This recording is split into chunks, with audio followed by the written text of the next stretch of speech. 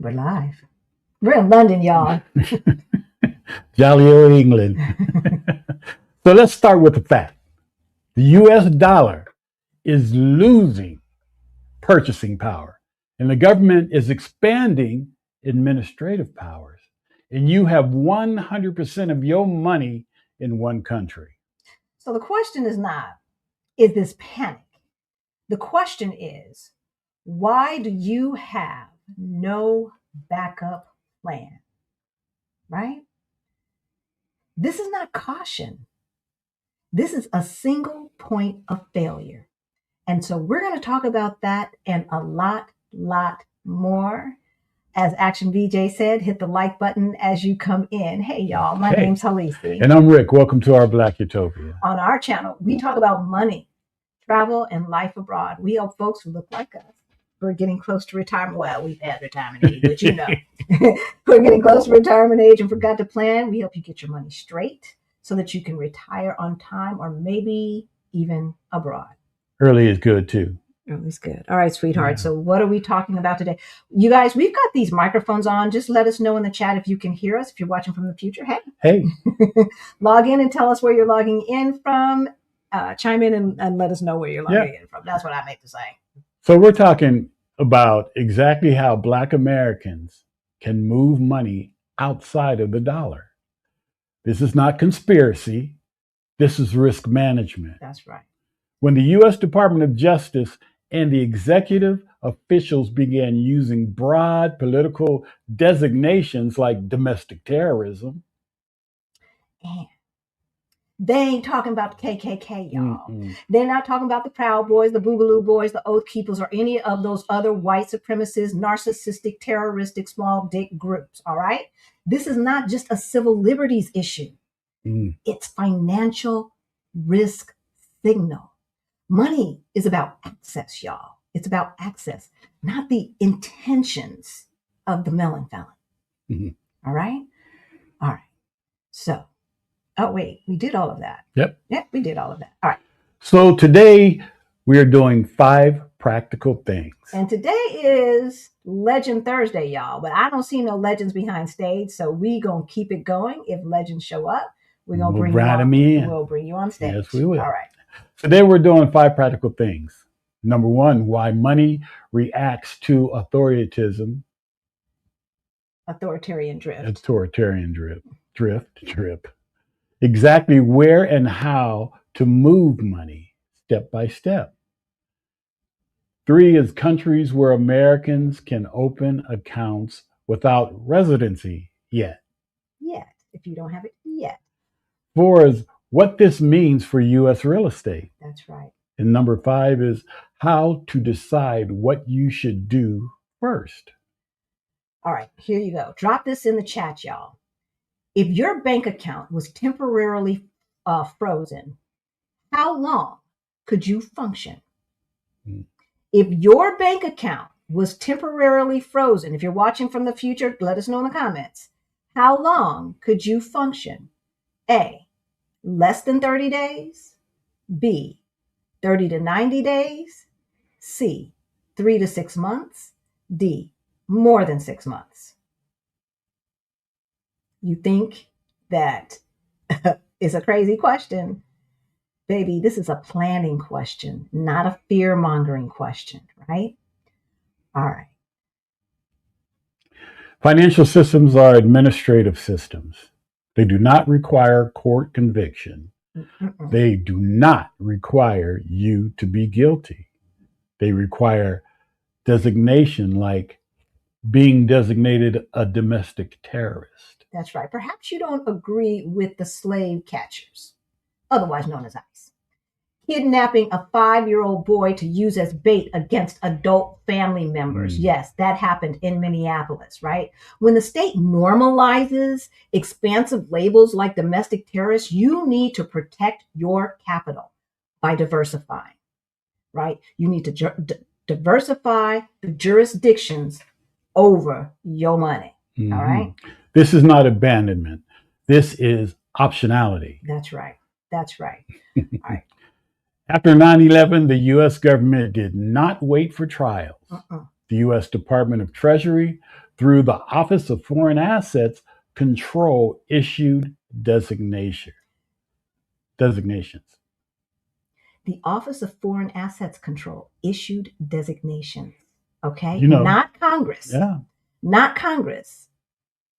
No. An office. You remember what happened to our Muslim brothers and sisters who were going through it back then, right? Yeah. All right? Let's not get it twisted. And once designated, bank accounts were frozen immediately. Assets were locked without warning. Due process came after, if at all. Mm-hmm. And many were never, ever, ever convicted. Some were later cleared. Yeah. But their money was frozen. All right? Yeah. The money still was unavailable. So the lessons, access can be revoked by label, not by verdict. Mm-hmm. All right. So this is step by step on what folks can do right now. All right. This is kind of this is geared towards obviously Americans because we're American and that's the system that we know the best. So the explicit assumptions are: you live in the U.S., you're a U.S. citizen, have never done this before, and want legal, boring, traceable options. All right. So step one, get a multi-currency bridge account. Bridge account. Okay. This is for everyone. And if you live in Canada, if you live in Canada, obviously you don't have to worry about them freezing your assets, but it does not hurt to have your money in different currencies. The same with Britain. And Britain is getting a little bit legalistic and authoritarian when it comes to their financial system as well. So we need to watch that. So here's the easiest thing that everyone can do. Open a Wise account. Mm-hmm.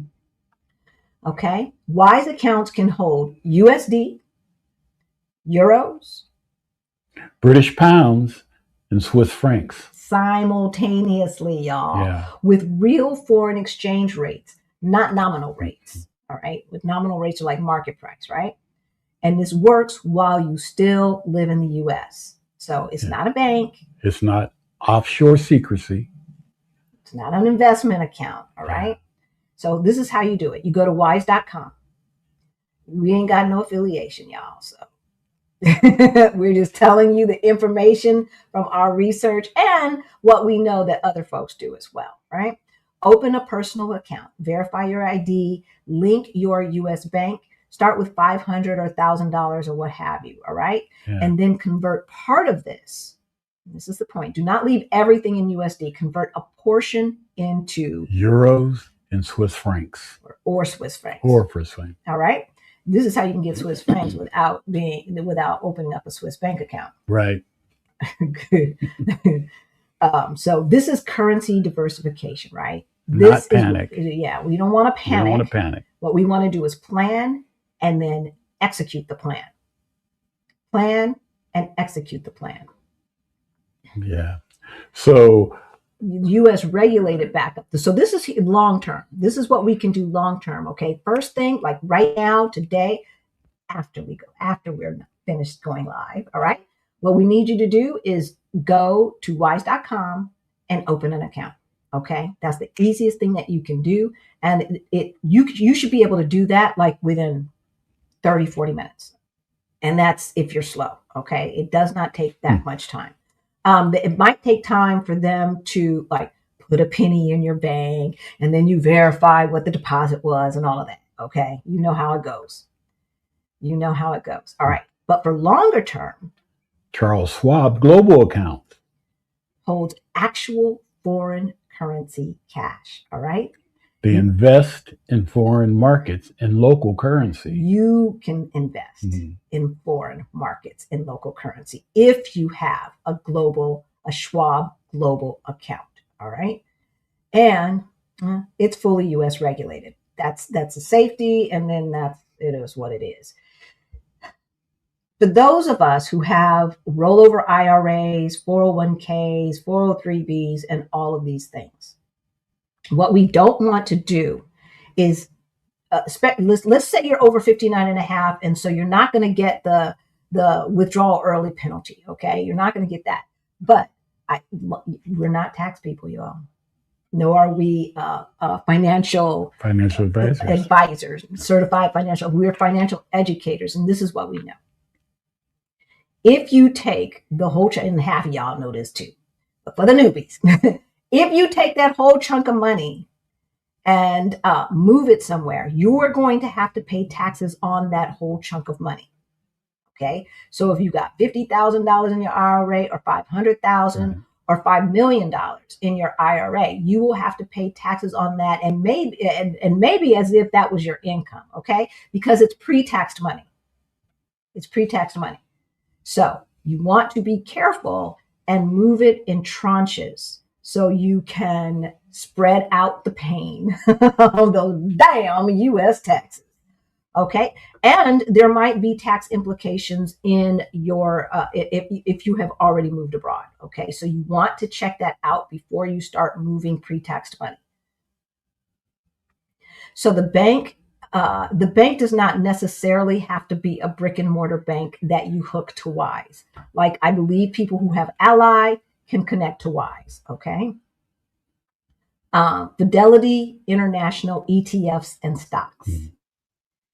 These can hold foreign currency for trade settlement only. All right. This is not a cash account. This is an investment account. You are investing in ETFs, and the ETFs cover different currencies, right? That's what is contained within that ETF, electronically traded fund, ETF. Not a multi-currency cash account like the Schwab Global account, okay? So Fidelity, you can do ETFs and stuff in different currencies, both in Schwab and Fidelity, y'all, okay? But Schwab is the only one that will allow you to have a cash account with different currencies if you have that global account, okay? So if you're already with Schwab, give them a call and ask them, how can you have a global account? What do you need to do to qualify? So the countries where Americans can open bank accounts without residency yet. We're saying yet because the melon felon keeps effing around, and he's going to limit our options and choices, okay? That's number one. Number two, countries change their regulations, right? Like when we first got our Portuguese bank account, it was very, very, very easy to get it, even from the United States. It's still easier than a lot of countries, right? But it's not as easy as it was. So we don't want to hesitate in doing this, okay? So this is the part people never explain, right? How which banks, how to do it, and all of that stuff. Okay. The first country where you can open up a bank account without being a legal resident is Canada. Now, Canada is a half step, but what do they have? They have strong banks, easy cultural and language transition, low barriers to entry, right? But deep financial entanglements with the U.S. So not immune if Washington really applies pressure. Go on. But this is best for transitional diversification and short-term parking, y'all. All right.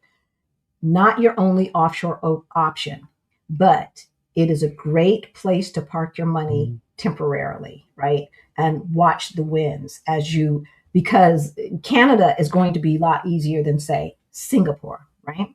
So if you can do Canada within 3 months, but Singapore takes a year, right? And the melon felon continues to go down this crazy route that he's going, kidnapping kids, disappearing kids, throwing folks who they accidentally arrested out in the woods naked and everything without a phone. Yeah, that's what's going on right now, y'all. That's what's going on. But I know we're fear-mongering. Right? Saying stupid stuff in front of world leaders. Oh my gosh. All right. So while he starts telling, the world and his folks that people who don't agree with him are domestic terrorists, we need to take him seriously. Because that's how it goes. It starts with rhetoric and then ends up as policy. It starts as rhetoric and ends up as policy. That's what happened during 9/11. Bush came out there, no, it's not all Muslims and blah, blah, blah. We love you. It's just the extremists and blah, blah, blah. And then quickly took away their rights, froze their account. Where's that money? Where's that money? All right. So that's Canada. Number two. Next one would be Portugal. Why Portugal punches above its weight. Now, y'all, this is not because we live in Portugal. No. It's just on the list. And it's on the list. Like when we do the searches and do the research, Portugal still comes up, y'all. It still comes up. And why it punches above its weight? They have EU banking protections, no history of asset confiscation. Hello. Pragmatic and not ideological account access. To open an account, 5,000 euro to 10,000 euro to open, and residency helps. But it's not always required. No. It's not required at every bank, all right? And 5,000 euros today, I can't tell you what that is in dollars. Probably, I don't know, add 15% to it, and that's what it is, okay? So something like $6,500. If you are here in Portugal in person, like during our meetup is during Juneteenth week, you don't need that much money to open an account. No. We opened our account with $900. $900. And at the time, it was dollar to euro was pretty much even. I think it was like 98 cents. Yeah, it was very, very 1 euro close. equals 98 cents. So you were only losing 2%. That's still like, if you got $1 million, that's a lot of money. But, it doesn't hurt like this, what it is now today. All right. So if you're here during our meetup, information is in the description below about the meetup. Then you can open up account with a lot less money. And also, they're English friendly. English banking environment. Like, this is best for Americans already thinking about an exit, right? Of course, the guy gave me a lot of crap because my name is Ricardo and I didn't speak Portuguese. Yes, Ricardo is a Portuguese and a Spanish name, but there are a ton of Ricardos in Portugal. A ton of Ricardos, but they don't pronounce it like we do. We pronounce it like Spanish do, basically. But he gave me a lot of grief. Yeah, but it was all in good fun. Yeah. So the EU also, the EU exposure without the Swiss cost. Right. People who want mobility and safety. Portugal can be the place. Portugal can be the place. All right. The next one is Spain. Spain works because it's got strong consumer-oriented banks. As a matter of fact, one of their banks is also in Portugal. Well, we ain't in Portugal. We in London right now, y'all, but is in Portugal as well. They have a large international footprint, not aggressive about enforcement, theater, and all that other stuff, and account access and all the nonsense that happens in authoritarian countries like the United States, right? Typically 3,000 to 10,000 euro, about the same as Portugal, right? For non-residents, non-resident accounts are common. So this could be good for a secondary EU account, right? People already spending time in Spain or diversifying away from US banks quickly. Obviously, this diversifies because the value of the dollar is going down. This diversifies your portfolio so that if the euro remains as it is, you will not be losing as much of your wealth. Okay. We are right across the street from a hotel, and it sounds like they're having a party right underneath our window. So if you hear that, we're sorry. We sorry. All right. The next one is Panama. Now, we know Panama takes the dollar, and that could be a good thing. It's a dollarized economy because at least they're not seizing, right? Like especially for all of y'all who are thinking about Panama and stuff like that, or maybe even Mexico, and you're not so worried about the devaluation of the dollar because your cost of living is so much lower. Panama, y'all, it has a long history of international clients. Yeah. Lower minimums? Yeah, much lower minimums than Europe. Okay. Now, again, we understand that they still take the dollar. We understand that. Mm-hmm. But we're talking also about a seizure of assets. And this is the thing that I don't trust this administration, because they seem to always be about the money. Always about the money. It's no surprise that the private prison industrial complex has exploded. Check the stock. It has exploded with all of this money for ICE, for the slave catchers. All right. So account access, 5,000 to 25,000, a little bit slower onboarding, but best for geographic diversification. As we said, no seizures. People priced out of Europe and Asia, it's a good backup system. Yeah. Panama. Next country is France. Mm-hmm. Legal right to a bank account. Okay. This is part of French laws. Everyone has a legal right to have a bank account. Obviously, if you're a felon or something like that, there's some, but so, right. It is bureaucratic, but most of Europe is very bureaucratic. Works best with a French address or long stay. So if you go there on a 6-month tourist visa, a 3-month tourist visa, or something like that, spend 3 months in the UK, come back. But it is an option, and it's not as cumbersome as what we're about to talk next, which is Switzerland. It still matters. It's the most stable banking system in the world. Politically neutral, not aligned with U.S. domestic enforcement theatrics. No. A strong CHF, which is the Swiss franc, during global stress. Reality check, minimums are far lower than people think. That's right. 50 to 100K. Now, that is a lot of money. We ain't gonna lie. But we're talking about Switzerland, y'all. In my mind, you needed to show up with $1 million. For those of you who are selling your house and stuff like that, 50,000 is probably not that much, right?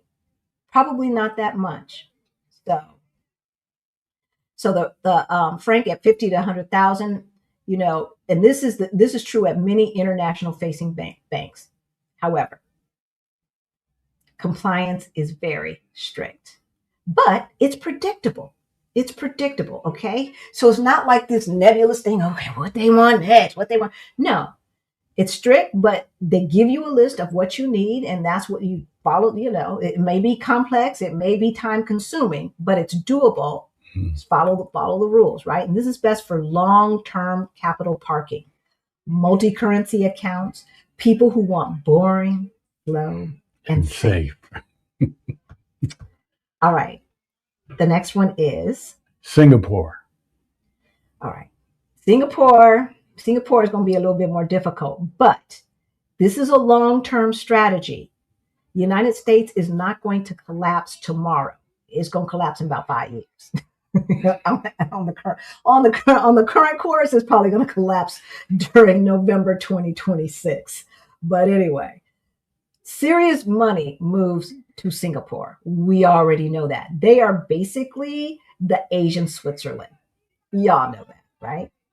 They are a rule of law culture. Oh, they don't play. They don't play. They do not play, y'all. They do not play. Let me bring this down just a little bit. When we were there, Rick loves it. I do. Rick loves it. It's funny because my stepmother's like, yeah, it was nice, but I don't have to go back. There was a lot that's more that I wanted to see, but it's not going to be at the top of my list. It was lovely. The food was good. It wasn't as expensive as people think. It's about as expensive as the United States, so it's not like it's Switzerland, where a burger's $50 at McDonald's or such, I'm exaggerating, but you get the point. So they do have that rule of law culture. Yeah. But they also have highly capitalized banks and zero tolerance for chaos. All right. Zero. So they ain't dealing with no melon felon because he ain't nothing but chaos personified. evil chaos personified. All right. 20 to 50,000 USD will get you access to a Singaporean account. 20 to 50,000. I know these are big numbers, y'all. For some of us, 5,000 is a lot of money, and we understand that. If that is the case, then you're not as much at risk as someone, but you might still have money in the 401k and stuff that you can move later. All right. So take $20,000 out of your IRA, calculate the taxes that you're going to have to pay, and get that over there. All right. We understand. We understand. Now, documentation is heavy, just like Switzerland. But just like Switzerland, it's transparent. It's predictable. It's what you are going, step by step, do what they say and get the thing done. All right. Yeah. This is best for non-Western jurisdictional diversification. We know that the West is on its way down. It's on its way down, babies, especially economically and power-wise. We are in very interesting times, and the power dynamic is a changing. It is a changing. We don't take questions on Thursday, but let's see where we're at, and we're at 26 minutes. I'll look through and see if there's any burning things that we really should address. All right, so you can put USD in there, and you can put the Singaporean currency in there, right? To get multi-currency exposure. People thinking long arc, long term, right? Not just headlines. Oh my God, oh my God, oh my God, because Singapore and Switzerland, you cannot do that quickly. You can do a Portuguese bank account probably in 2 months. I mean, yeah. And we have information of people who can help you in the description below. Okay. Look under all things Portugal. So we understand that opening a foreign bank account is not easy. And there's a lot of steps. Like for Portugal, you're going to need a tax ID number called a NIF or a NIF, N-I-F. And you're going to need to give someone power of attorney specifically to get you that if you're not in Portugal. All right. We did that. That's a couple $100 or whatever have you per person. And then you will pay them to open up your bank account, and they'll have to have power of attorney for that as well. Once that is complete, everything gets, all the passwords and all of that stuff gets turned over to you. All right. And changed. So this, because it takes 1 month, 2 months, 3 months, 4 months, maybe even 6 months. This is why opening up a Wise account comes first. Wise account. That used to be called TransferWise, and then they got cool and they changed it from TransferWise to just Wise. Okay. Maybe wise.com became available and they got it. Who knows? All right. Let's talk about the U.S. real estate market, because I have been sweating this for a long time. And so I had to do some research, because common knowledge, common assumptions say that when a stock market and the economic market goes down, hard assets like real estate go up. And normally this is the case. But these are not normal times, babies. No. And we're not just talking about an economic collapse. We are talking about something totally different, because real estate depends on household formation. It depends on immigration. And if immigration remains net zero or negative, demand stalls, liquidity disappears first, prices adjust later, and rent assumptions fail. Real estate is illiquid. That's right. That's the first time I heard that. Right. This is why we diversify, right? Liquid capital first. This is why we diversify liquid capital first. Okay. So we know that right now, immigration into the United States is net zero, y'all. For the first time in besides COVID, forever, net zero. No one MFing wants to move to the United States. So there's no way that real estate is going to go up, because demand is going to go down. And they're still building. So demand is really going to go down, right? Which means equity is going to go down, right? And the big boys are quietly moving money offshore. Remember, y'all were asking, when will we know? And I said, when they move, we move, just like that. Yeah, somebody just put in the comments that Warren Buffett was buying yen. Okay? Japanese when they yen. move, we move, Yeah. just like that. All right? We watch what the big boys do. We don't put our head in the sand. We don't panic. We plan, we strategize, we act. That's what we do. This is not about leaving tomorrow. This is not about being trapped in one system. This is why we teach about money and life abroad and systems all together. All right. So if you want the next session to cover why staying in the US may cost you more than you know, drop a globe emoji in the chat or in the comments. If you want us to next talk about what's new with the BRICS nations, drop a globe in the chat or comment. Or why ICE should be called slave catchers and not the Gestapo. Now you know. You know I added that one. All right, health coach culture, health coach for the culture. We just wanted to thank you for becoming a new member. Yeah, welcome. All right. Legend members get to be on air with us every other Thursday. It's been a minute since anybody's come backstage, but the link was in the post. All right. So you got the link. Also, all members meet up with us before we go live on Sunday, right? Mm-hmm. 1 hour before we go live, right? And we'll put that link also in a post, right? That just members can see. And so everything, y'all, donations, all donations go to our scholarship fund, whether it's buying us a coffee or super chat, super thanks money. All of that goes to our scholarship fund for Beyond the Bling. That is our financial freedom program for late bloomers like ourselves. Everything that we learned to go from negative 22,000 to over 1.1 million in net worth is in that program. Our side hustle challenge has already started, and we won't be doing another cohort until the summertime. Because y'all, it's a lot. It's a lot. What else? Anything else is in the description below. We offer one-on-one coaching. If you need help with any of this, if you need help making a financial plan, if you need help moving abroad, not to Portugal, to anywhere that you think is going to bring you joy, we got you. We got you. First of all, there's a Move Abroad toolkit in the description below. There's also a Ready to Retire toolkit, which is 100% free. And start there. All right. Make sure that you get your money together. Then give us a call and we'll help you out. We'll get you a plan. All right. But until then, we will see you on Sunday. Bye, y'all.